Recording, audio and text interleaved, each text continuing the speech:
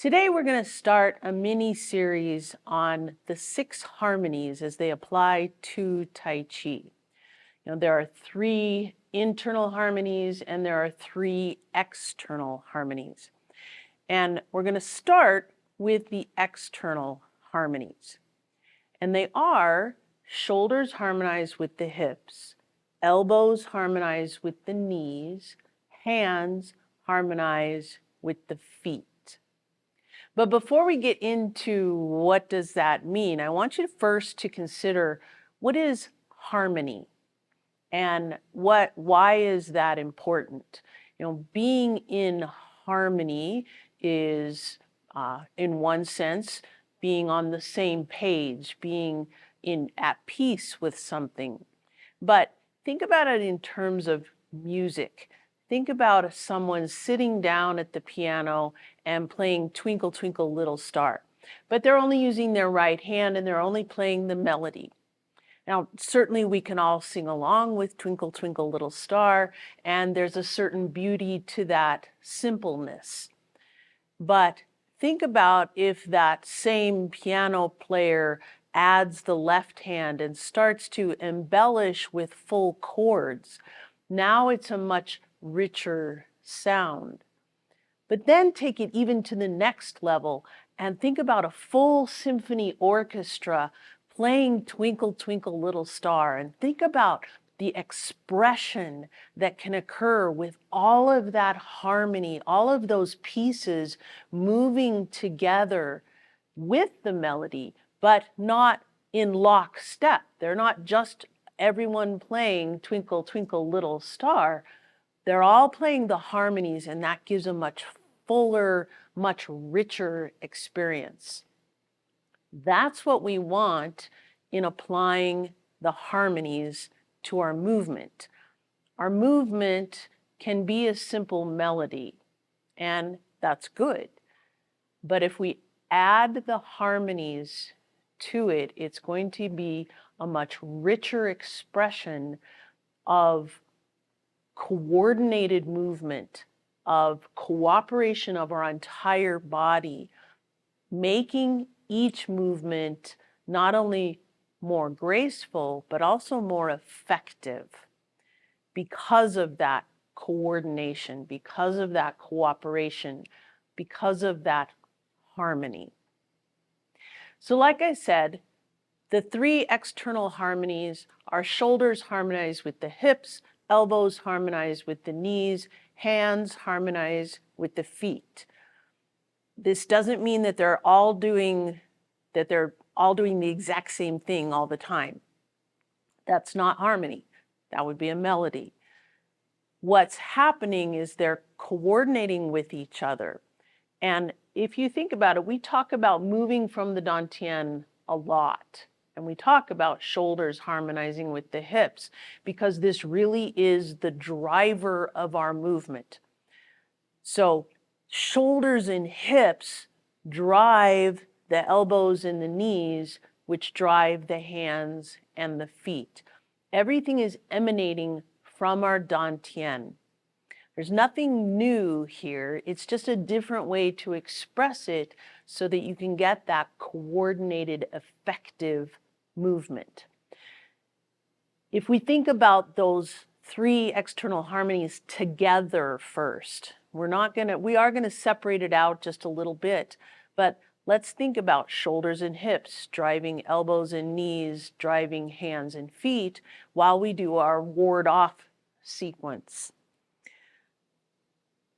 So as we hold the ball to the right and we step out, it's this rotation from the Dianne, keeping our shoulders in harmony with our hips. As we grasp the bird's tail, this is almost just an expression of what the shoulders and the hips, the Dianne, have asked the hands, the elbows, the knees, the feet to do, is as we turn, we ward off and grasp the bird's tail. Now the Dianne leads and it brings everything down. We bring it down into this roll back, and then as it leads, it pushes forward, And then as it pulls back, we come into our pushing chi. And notice how the elbows and the knees, the hands and the feet, they're all coordinated. I don't have this foot out this way or this hand out this way. Obviously, that's not an effective movement, but they're all coordinating together. Let's do that ward off again. Stepping out, ward off, leading from the Dantian, grasp the bird's tail.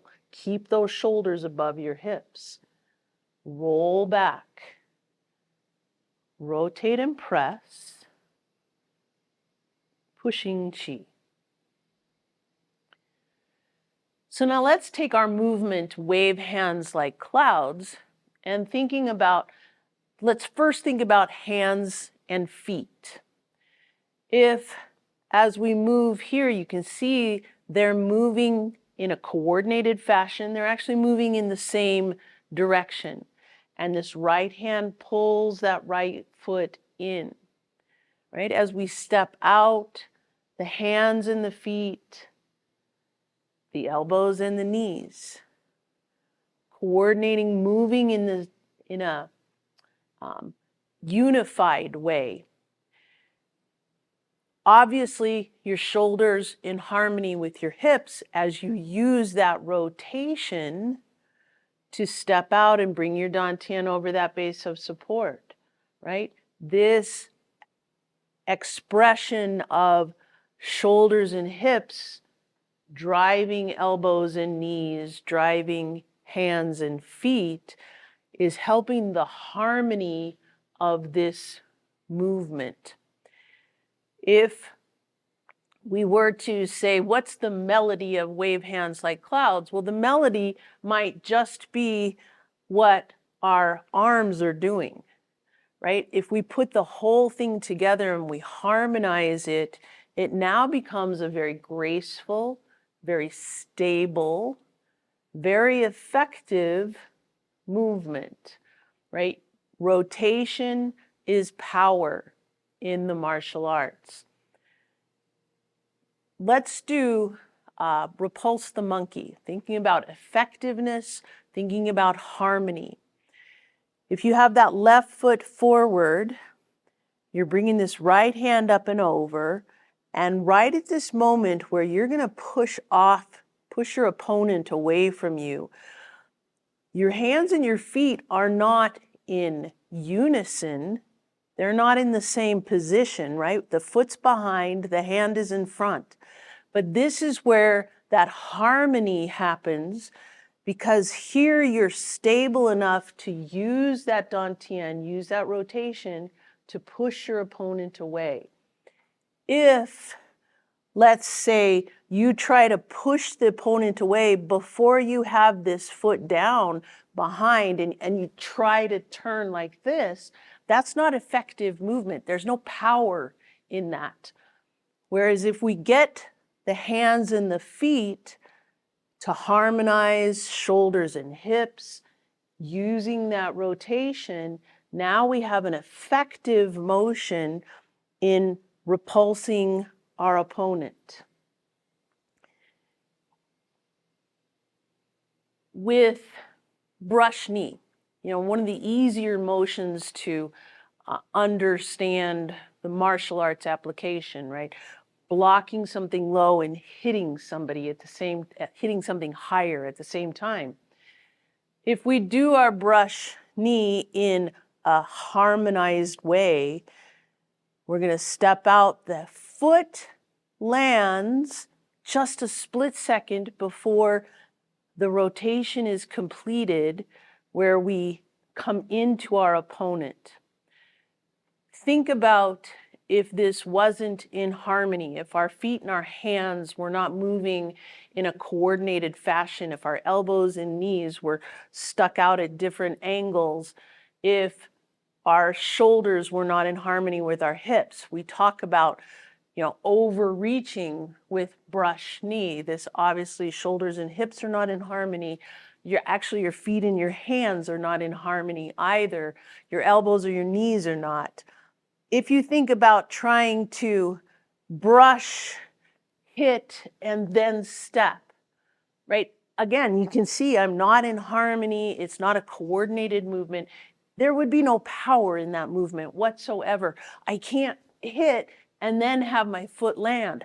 I have to be stable from the ground up. I have to utilize that energy from the ground, from my stability, to be able to be effective. That's what the harmony of this movement does for us. If we harmonize foot and hand, where the foot lands just a split second before, and then we can complete the motion using that rotation, shoulders and hips moving in unison as they come across to hit that opponent.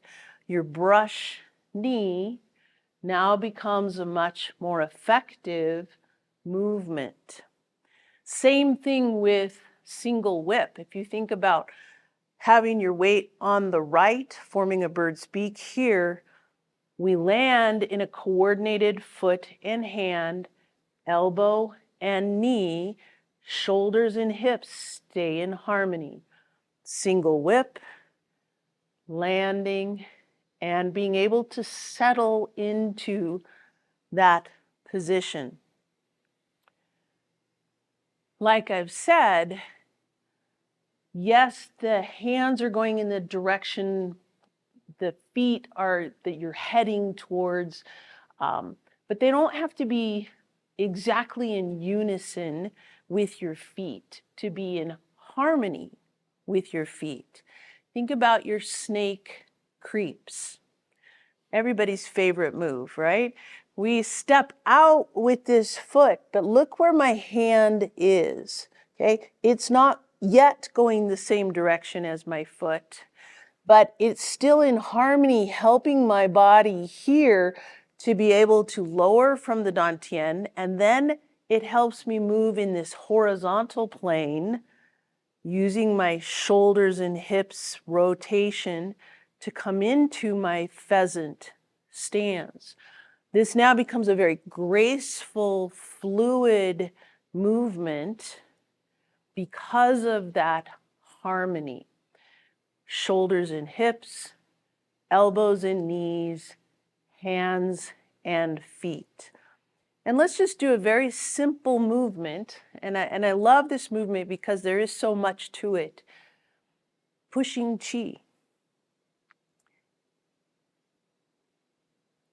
Letting your mind really focus on leading from the dantian, which will help keep those shoulders in harmony with your hips.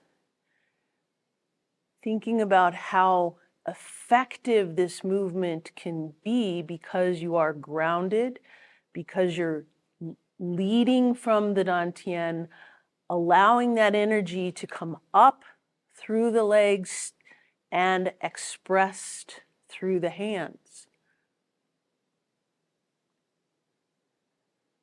Think about if we weren't in harmony, if we were trying to push chi and not be grounded and have that foot up in the back, this is not an effective movement. If I'm pointing this foot out this way, it's not an effective movement. My hips and my shoulders are not actually in harmony at that point. Bring your right foot forward. And just feel the stability, feel the actual very simple harmony of this pushing chi, and catalog that in your head to make this kind of harmony happen throughout the entire form.